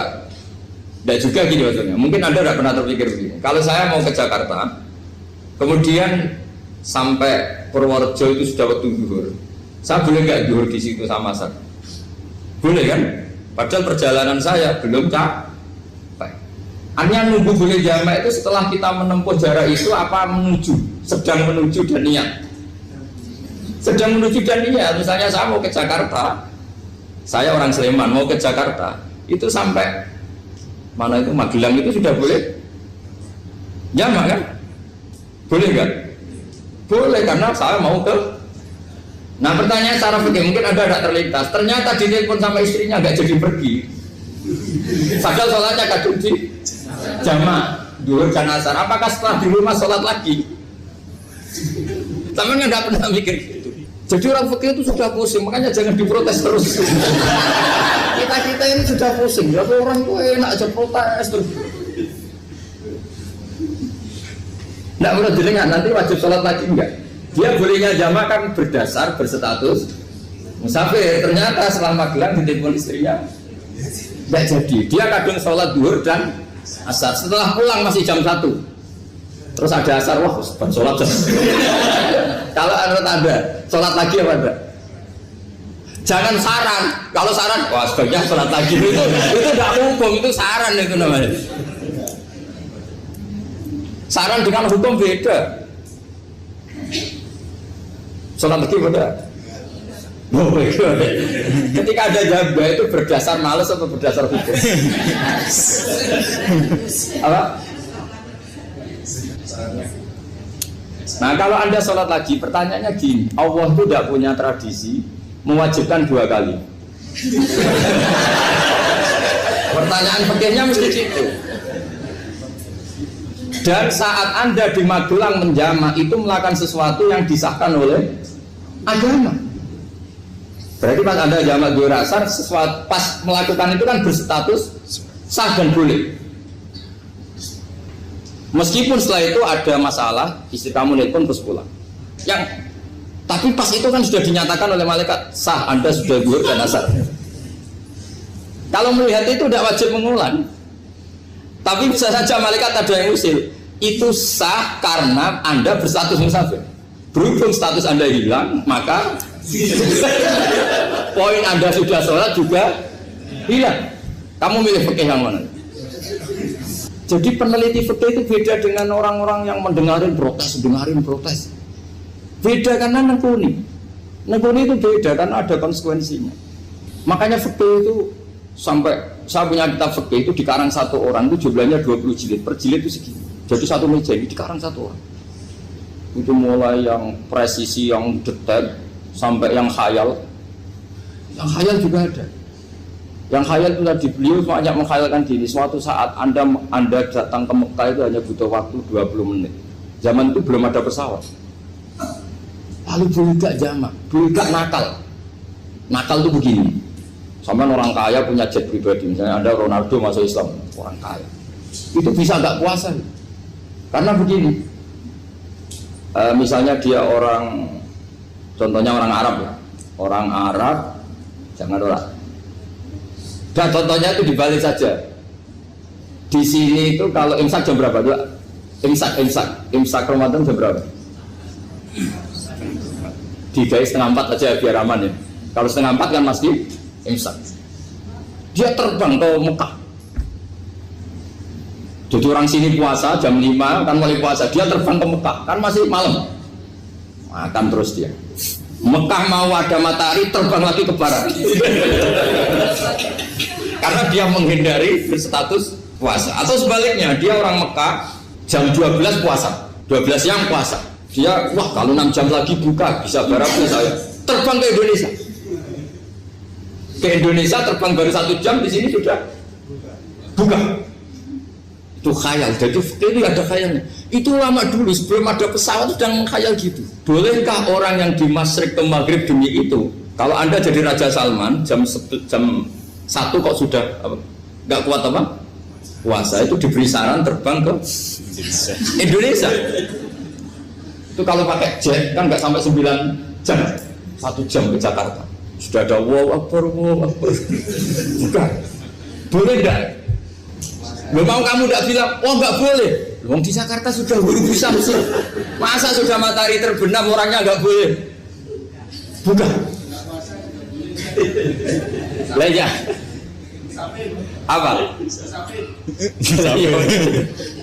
Kalau resikonya gini, sampean mungkin nggak mikir, resikonya gini, kalau dia berstatus musafir, bolehnya buka karena musafir, pertanyaannya dia wajib bayar. Kan musafir bolehnya kodok nanti harus bayar, tapi kalau dia buka normal kan bayar, beda, efek pakainya beda. Sama jangan protes, Gus Baik gimana, mau ngaji malah tidak senang. Ini kan ngajinya para dosen, para pegawai, jadi harusnya itu jadi mufti, ngaji untuk jadi mufti, bukan ngaji untuk mendengarkan. Jadi makanya saya mohon jangan sering protes sama ulama, ulama itu sudah pusing. Karena efek-efek hukum itu tidak gampang. Kayak tadi misalnya, kalau dia boleh buka atas nama musafir, resikonya wajib bayar. Masalahnya Raja Salman ini mau enggak? Dia inginnya. Maka pertanyaannya itu kitab yang milik saya tadi yang 20 jilid tadi. Ulama itu mulai dulu sudah membayangkan bagaimana kalau suatu saat ada satu kendaraan. Kenapa ulama bisa membayangkan itu? Karena ada buruk. Meskipun mereka nggak numpak buruk, hanya Rasulullah, tapi kan bisa membayangkan ada toyul waktu. Waktu itu bisa dilipat. Karena ulama dulu ahli astronomi, jadi bumi itu bulatnya gini, muternya gini. Berarti suatu saat ada satu ilmu di mana orang ambil satu posisi terus melewati toyul waktu, ngalami lintasan waktu. Mulai dulu itu sudah dibicarakan. Pertanyaannya lalu status orang ini kayak apa? Misalnya tadi orang Mekah ingin cepat buka terbang ke Indonesia. Orang Indonesia menghindari imsak, misalnya 3:30, dia belum sahur. Wah kalau saya di Indonesia ini sifatnya sahur. Wah saya tak terbang ke Mekah. Enak kan terbang di Mekah ternyata masih jam 8. Wah bisa makan sepuasnya jam 8 malam, maksudnya jam 20. Kan enak sih. Baru warak balik ke Indonesia terus jam 1 siang. Jam 1 siang kalau ingin cepat buka terbang ke timur. Langsung buka. Berarti dia kira-kira masa aja 3 jam. Tapi terus ya mungkin kalau sampean, lalu kok sudah repot-repot ngono tinggal turu dok sinetron kok buka dewi. Itu tidak hukum, saran itu namanya apa? Kalau hukum tetap tadi yang dikatakan puasa adalah imsak, mulai jam imsak sampai hurubus. Lalu pertanyaannya lagi, hurubus samsi sampai imsak itu konversi jam apa nyata-nyata hurubus samsi? Kalau yang dilewati khatul istiwa itu nyata, fi'lan, kalau dalam bahasa Arab fi'lan awakiyah. Tapi kalau Anda orang kutub, saya sering kirim-kiriman surat sama mufti-mufti yang ada di Timur Tengah, di Eropa, konsultasi maksudnya. Orang kutub itu kan tidak ada matahari, tidak ada apa-apa. Jika kalau Anda baca kitab di kutub, mesti Gus Bak ajaran pembohong. Misalnya orang kutub ngaji saya, kamu harus subuh sebelum matahari terbit. Sekali matahari terbit, waktunya hilang. Duhur setelah matahari agak ke barat. Asar kalau matahari terbenam, hilang waktunya. Terus mereka mesti bilang, mataharinya di mana? Maka pertanyaannya, boleh gak mengkonversi waktu untuk orang kutub? Jadi misalnya pola umum subuh jam 4:30. Berarti antara subuh dan qadha itu 1,5 jam. Subuh sama zuhur polanya berapa berarti? Kalau 4:30 sampai jam 12 itu 6 sama 7,5. Berarti ya kira-kira habis subuh nunggu 7,5 jam baru zuhur, nunggu 3 jam baru asar, nunggu 3 jam baru maghrib. Berarti waktu puasa kira-kira antara jam 4 sampai jam 6. Berarti berapa jam itu? 12 sama 2 14 jam. Oke, berarti orang kutub harus puasa 14 jam. Tidak bergantung waktu mata. Tapi ada lagi pertanyaan lucunya gini, lalu 14 jam Gus itu dimulai dari mana? Apa asal 14 jam? Apa harus ada konsensus setarnya? Masih ada PR lagi. Menurut kamu gimana? Ada konsensus setarnya dimulai jam 4 dini hari. Apa asal jumlahnya? Imsak 14 jam. Mikir lagi kan? Itu di Denmark itu ada satu musim di mana siang terus sampai sekian bulan. Siang terus sampai orang sana itu capek. Kenapa ada siang terus? Logikanya kan tadi bumi itu saya juga belajar falak astronomi. Kalau tepaan kamu di sisi yang barat agak utara atau agak selatan, matahari ini ngentrong terus. Sehingga bumi mulak malik ya kamu kesentron terus karena kita ini kan tepaan di katulis istiwa, di khotul istiwa. Sebenarnya katulis istiwa itu bahasa Arab dari kata khotul istiwa. Khotun itu garis, istiwa itu tengah. Islam itu oleh Allah memang dipilih di tempat paling top yaitu Mekah. Mekah Ka'bah itu suratul ardi. Jadi sebelum ditemukan ilmu astronomi itu Nabi sudah ngendikan Al-Ka'bah suratul ardi. Ka'bah itu pusarnya bumi. Sehingga di Ka'bah itu satu-satunya area yang terbebas dari medan magnetis. Karena dari utara dan selatan benar-benar di tengah. Maka potensi jam paling akurat di dunia itu hanya jam yang di Mekah itu. Karena apapun akuratnya teknologi di Amerika atau Jerman, karena jam itu dari logam tetap ketarik medan magnetis, entah berapa 00, tetap kena. Misalnya jam di Jerman lebih dekat mana kalau Jerman? Mesti ketarik medan magnetis, entah berapa kadarnya, karena materi jam dari logam. Sementara di Mekah karena di tengah itu terbebas dari medan magnetis. Nah, sehingga yang segaris dengan Mekah kayak Indonesia itu semuanya khotul istiwa. Nah kalau khotul istiwa normal itu artinya ya 12 siang secara umum ya 12. Sehingga ulama Indonesia kalau ngaji itu lebih gampang, lebih tidak dianggap bohong. Karena ya ada terbitnya matahari, ada zawalus syamsi, ada hurufus syamsi. Coba kalau kitab itu Anda baca di kutub utara sama kutub selatan, murid kamu bingung semua. Ini gimana Ustadz, tidak ada matahari kok semuanya diukur pakai matahari. Lalu pertanyaannya dikonversi kan? Pertanyaannya kalau dikonversi pakai apa? Asal 14 jam, apa harus sepakat dimulai jam berapa? Milih mana? Milih sepakat. Pertanyaannya kalau sepakat, ukurannya siapa yang jadi ahlul halli wal aqdi?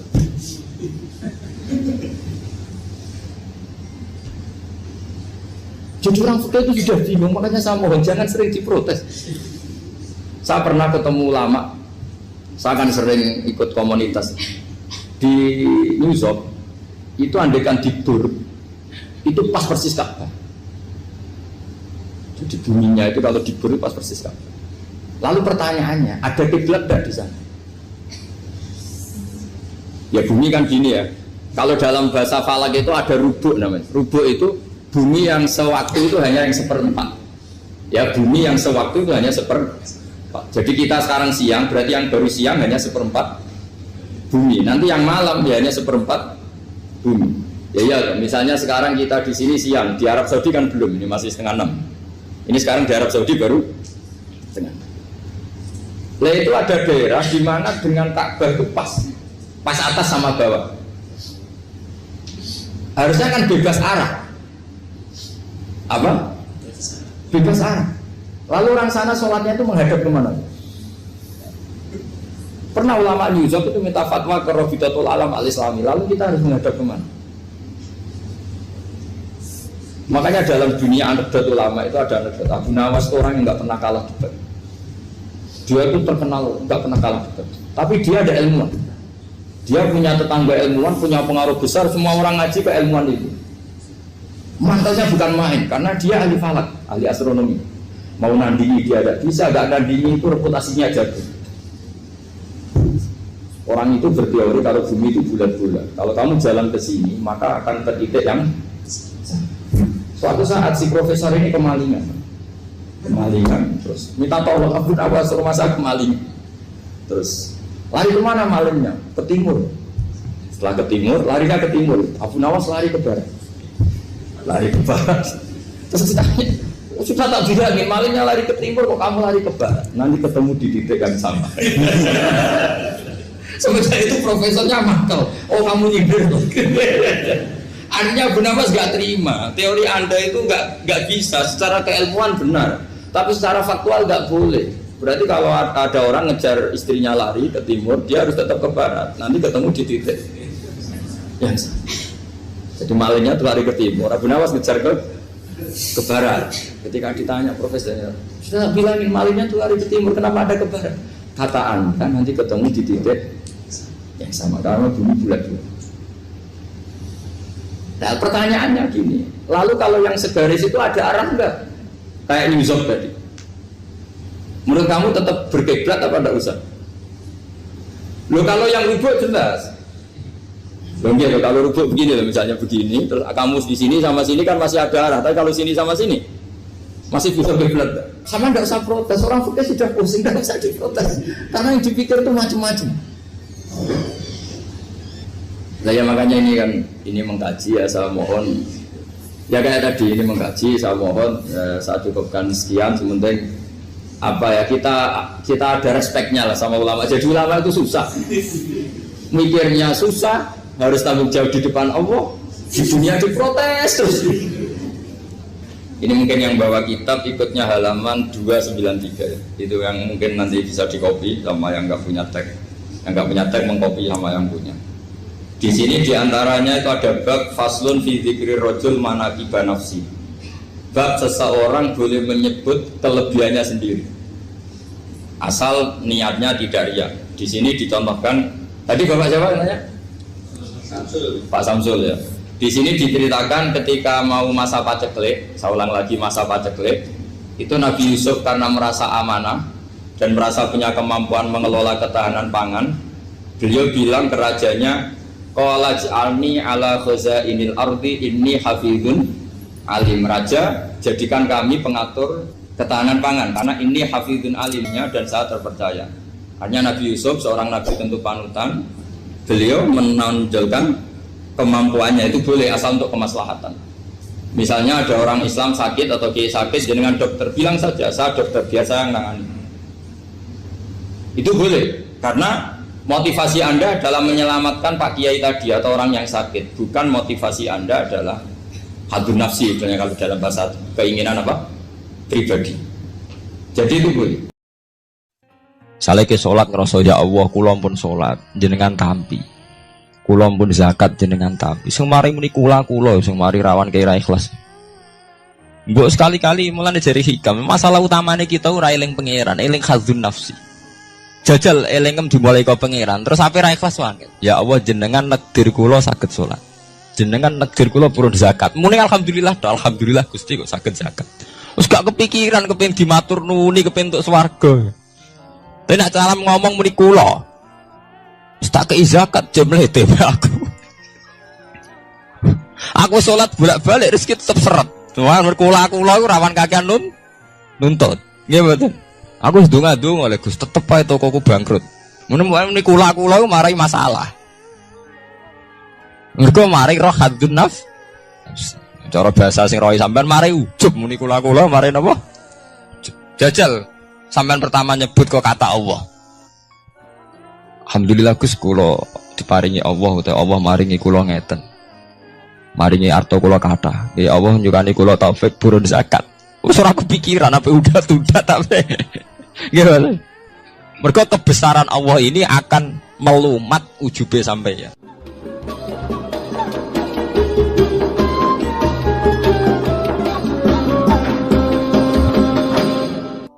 Jadi Allah ngendikan marojal bahro ini napa yal taqiyan. Dua mata air itu dipertemukan. Itu banyak muara sungai itu bermuara teng napa laut. Kados kali Kapuas, kali pundi-pundi ini sawangane bermuara teng laut. Yaltakian di sawangannya ketemu. Tapi itu semua hanya firoil apa? Ini dalam pandangan. Kulo nate banyak ngaji tenggene kitab-kitab karangan Imam Rozi. Imam Rozi itu ulama tafsir besar ingkang menjelaskan posisi Quran sebagai wahyu yang berkarakter bahasa. Jadi Quran ini wahyu, dia mesti bener. Tapi piye wae Quran itu bahasa. Niki rungokaken ya. Jadi Quran piye wae napa? Bahasa. Jadi mungkin sampean ben gak kaget. Mungkin sampean gak kaget wong imane sampean ikan mokong, ora wati paham lah iman apa? Mokong. Tapi kok anak putune sampean kok iso janggal mbek Quran. Nak generasine kula jenengan ra iso jawab, kok anak putune jenengan wis ra iman mbek Quran. Iman raturan, jadi gak diilmiah. Contohnya ngeten ya. Ketika banyak ilmuwan itu bisa dari orang Islam piyambak, dari orang Barat, baik itu sekuler, orientalis, Kristen, Katolik, macam-macam. Ketika banyak ilmuwan itu penemuannya lebih diakui secara ilmiah ketimbang tulisan-tulisan agama, itu kan menimbulkan keguncangan. Ndadekno iman iku oleh. Misalnya ngeten sing terkenal. Mungkin jenengan sering pireng. Nabi nate dawuh bulan itu ning langit ketiga. Nah, srengenge ning langit keberapa? Kok terus terakhir langit terakhir itu sing digoni Jibril. Okay. Terus ketika wonten berita bahwa para NASA Amerika itu bisa naik bulan, rata-rata kiai desa dulu gak percaya. Nabi Muhammad sing nabi nak munggah ning gone bulan tak pamit mbek Jibril ngono ae ora mesti dibukakno ngenteni diintegrasi. Saiki sapa Muhammad mbek sapa Jibril dibukakno. Itu satu contoh. Kula dek dalu ngaji kalian santri-santri, kula terangaken. Jadi masalah utama umat Islam itu antara lafat ngene lugat iku terus diimani nganggo karpe dhewe. Lha iku sing dadi masalah utama. Lugat ya bahasa itu diimani menurut karpe dhewe, ora menurut karpe ilmiah. Contohnya gampang kan. Sampeyan bayangno langit itu apa?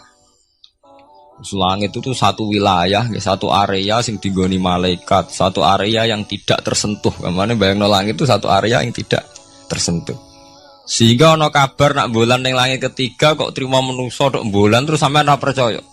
Gue dianggap masuk wilayah sing wis wilayah Jibril. Padahal tidak begitu. Masalah istilah sama itu istilah lughat.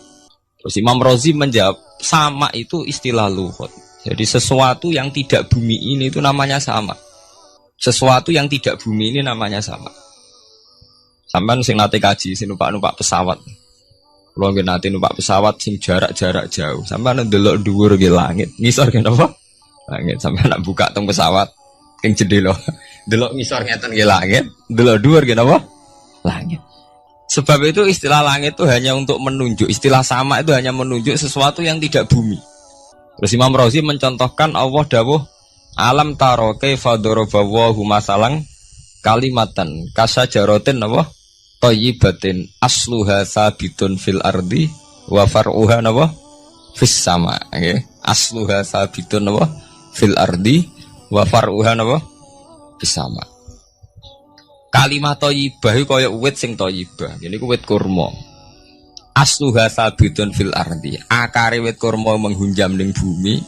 Wa far'uha fis sama. Cabang-cabangnya atau dahane fis sama. Ya artinya kan sederhana loh nggih. Wit kurma ku dahane fis sama. Sama artinya mosok koyo bayangane sampean sesuatu yang bener-bener gak tersentuh. Wong dahane wit kurma fis sama. Jadi kasajarotin apa? Thayyibatin asluha sabitun fil ardi wa far'uha apa? Fis sama. Sama to mriku mosok artine langit sing enggak terjangkau. Wong artine kaya wit kurma sing akare menghujam ning bumi wa far'uha apa? Fis sama. Dahan-dahane utawa cabange fis sama. Sebab itu istilah sama tenggene Quran itu menunjuk satu arti yang tidak bumi. Nah, sampean delok teng munjid, teng kamus-kamus mutlakul uluwi, sesuatu yang atas itu sama. Paham nggih? Sebab itu ketika ditemukan, nah ini kalau cerita astronomi, ini iman itu dibaringi mbek ilmu. Nak cara ilmu falak, cara ilmu astronomi, bumi itu kan berputar. Ketika kita di atas, kita ngalami siang. Ketika kita di bawah, kita ngalami malam. Ora kok srengenge ambles ning bumi niku. Lah nek srengenge ambles ning bumi logikane kan mboten masuk akal. Mergo srengenge luwih gedhe, mosok iso ketelan barang sing luwih cilik. Nah, tapi kenapa istilah-istilahnya kok hatta idza balagha maghribas syamsi wajadaha taghrubu fi ainin hamiatin. Nak wis wayahe sore, ben delok srengenge sawangane ya surup ning mata air. Kau anggar sore sampai delok nang gunung, ya. Nak sore sampai teng gunung, sampai delok srengenge ya sawangane ambles teng laut. Wajadaha taghrubu fi ainin hamiyah. Lah itu jalan keluarnya apa ya? Kayak Imam Suyuti ini fi ra'yil aini sawangane. Dadi piye wae Quran itu pakai lugat, tapi balik ning istilah sawangane. Jadi Quran itu tidak mesti memutuskan sesuatu itu sak mestine. Sawangane fi ra'yil ain. Ya podo.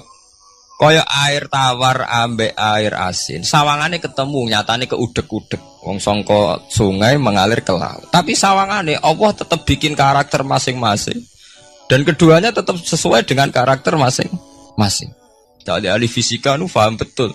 Benda mbok adu kaya apa tetap mereka bawa ciri masing-masing.